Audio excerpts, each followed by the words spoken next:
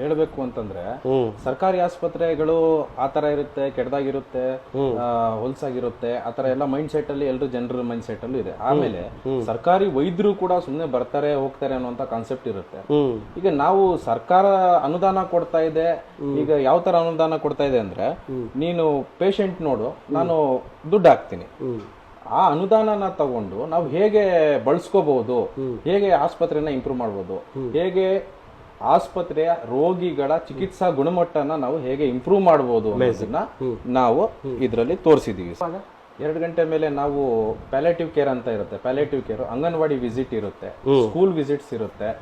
ಆ ನಂತರ Sam ma'am ಮಕ್ಕಳು ಅಂತ ಇರ್ತಾರೆ, ಅಪೌಷ್ಟಿಕತೆ ಹೊಂದಿರುವಂತ ಮಕ್ಕಳು, ಅವರ ಮನೆಗೆ ಹೋಗಿ ನಾವು ಪೇಷಂಟ್ ಗಳನ್ನ ನೋಡಿ ಬರ್ಬೇಕಾಗಿರುತ್ತೆ.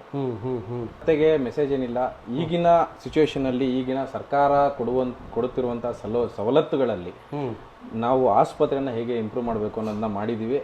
ಇದಕ್ಕೆ ನಮ್ಮ ಪಂಚಾಯಿತಿ, ನಮ್ಮ ರೋಗಿಗಳು, ನಮ್ಮ ಆಸ್ಪತ್ರೆಯ ಸಿಬ್ಬಂದಿ, ನಮ್ಮ ಮೇಲಧಿಕಾರಿಗಳು ಮುಖ್ಯವಾಗಿ ಅವರ ಸಹಕಾರದಿಂದ ನಾವು ಇಷ್ಟು ಮಾಡಿದೀವಿ.